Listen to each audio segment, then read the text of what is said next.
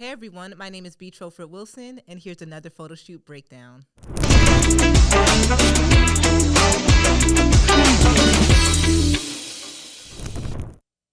So if you guys have followed my work, you've seen that I've done the media day for Charlotte FC a couple of times.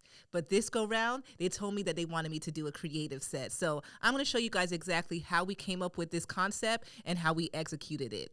Now, if you guys are photographers that don't utilize AI, it's okay. That was me at first, until I figured out that there's a way that you can incorporate AI to be able to help clients get a better vision and idea of your ideas. So what they wanted me to do was to pitch some concepts for their creative sets. So what I did was put together some ideas from some shoots I've done in the past. But to make it even better, outside of just using my work, I used gencraft to be able to create some mock-ups of what the photo shoot would actually look like using color gels and athletes. Knowing that it was also going to be a jersey reveal for the new kit and for the new team, I wanted to be able to give my clients an idea of what the imagery would look like. So going into gencraft, I gave them a brief description stating that I wanted photos of a soccer player in a white and blue uniform, shouting or celebrating with fog behind them and blue color gels to light up the fog. And here's the examples that were created. So again, in my pitch, I put some examples of work that I've done with fog and color gels in the past, but I also put these mock-ups to give them a better idea of what the imagery would potentially look like so that we were able to create from there. Now, that was one of the 3 concepts that I pitched, and that was the winning bid.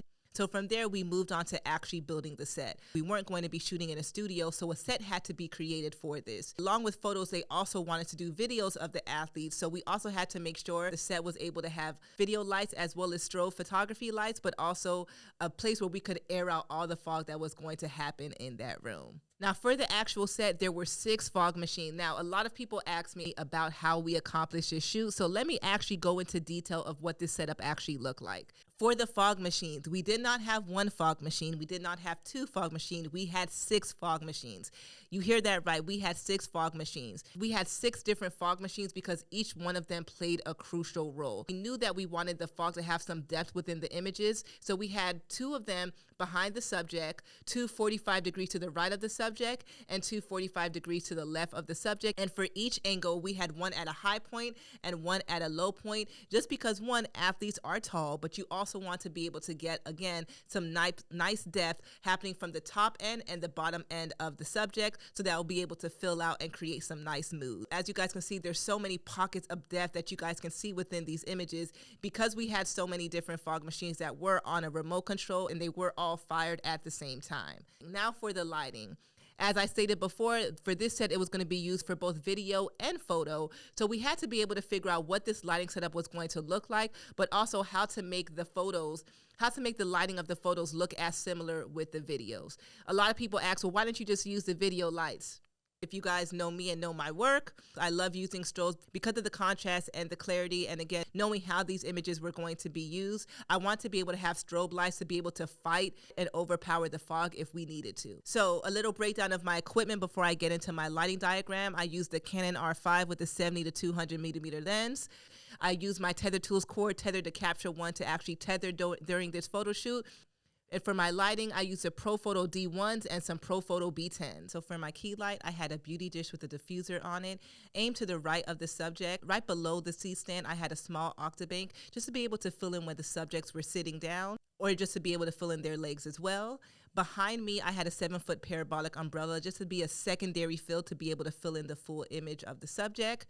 And for my rim light, I had 2 soft boxes, one on each side with blue color gels inside of them, just to be able to create that nice blue flare. Now, aside from the strobe lights, there were NAND lights there for the video set, which added some ambient light within our photos. For the video set, for the key light, there was a large octabank with the grid that was getting shot through a 12 by 12 scrim. So every angle that you saw a fog machine, there was actually a video light there with the blue gel, and that just added some more ambient light for our strobes. A quick note for this photo shoot: whenever you want to work with color gels and whenever you want to work with fog, you always want to be mindful of how you want the images to actually look. If you want there to be more depth within the fog, I would recommend getting multiple fog machines and having them at different angles from high to low, as well as having them in different points so that you're able to get some of that depth within the images, as well as if you're going to utilize color gels, make sure that your color gels are aimed where the fog's going to actually be directioning so that can actually fill in the color of the fog to make it the color of the photo gels.